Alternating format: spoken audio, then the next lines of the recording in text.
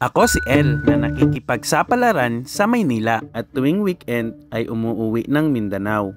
Mayabang man kung pakikinggan, subalit umaasa lang sa sebpas.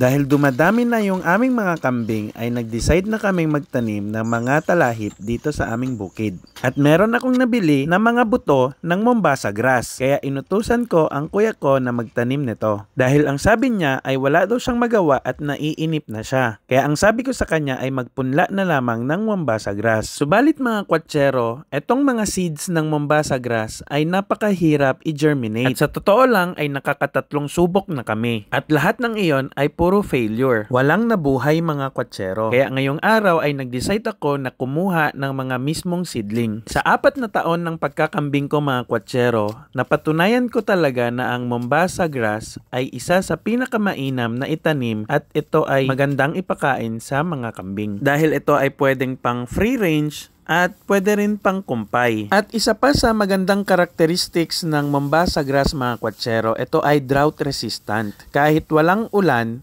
ito ay buhay na buhay. Nung kami pa ay nag-aalaga ng kambing sa Luzon, wala kaming problema sa pagkain mga kwatsero kasi ang daming Mombasa grass sa paligid namin. Pero nung lumipat na kami sa farm namin sa Mindanao, dito kami nagkaroon ng pagkakamali. Dahil naging relax kami mga kwatsero, or sa madaling sabi, kami ay naging kampante.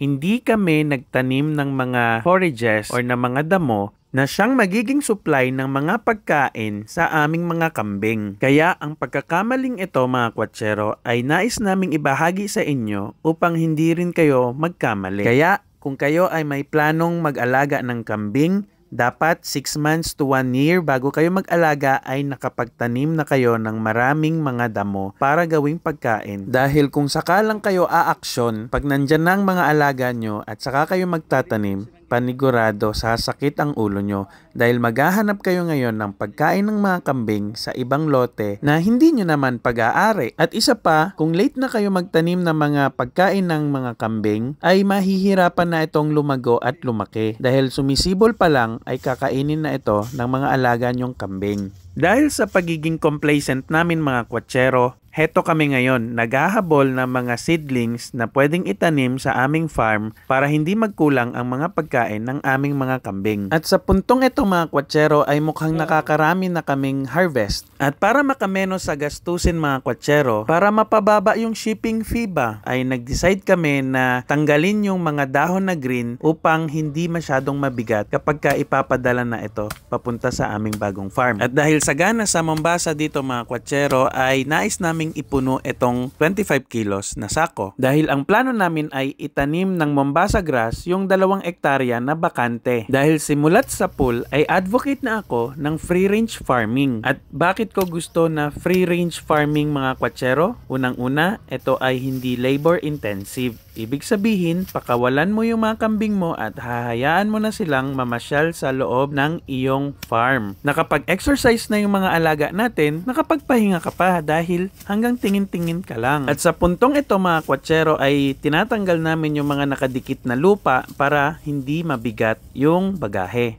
At sumatotal mga kwatsero, naka-harvest naman kami ng kalahating sako. At ito ay tumitimbang ng mahigit kumulang 6 na kilo. At nung dinala na namin sa JNT mga kwatsero, ang sabi sa amin ay mag-antay ng 7 araw bago dumating itong mga talahib na ito sa amin. At sana ay may mabubuhay sa kanila. Dahil hindi biro ang mag-harvest nito ng tanghaling tapat. Kaya minadali ko na ang pagsasaking mga kwatsero. Yung kilos pang pakyawan ba? Kasi ang kilos ko kanina pang-arawan. Kaya pagdating ko sa bahay mga kwatsero, ang dami kong uhaw. O siya, hanggang dito na lang mga kwatsero. Maraming salamat sa suporta. I-update ko kayo sa susunod kung ano nang mangyayari sa mga talahib na ito.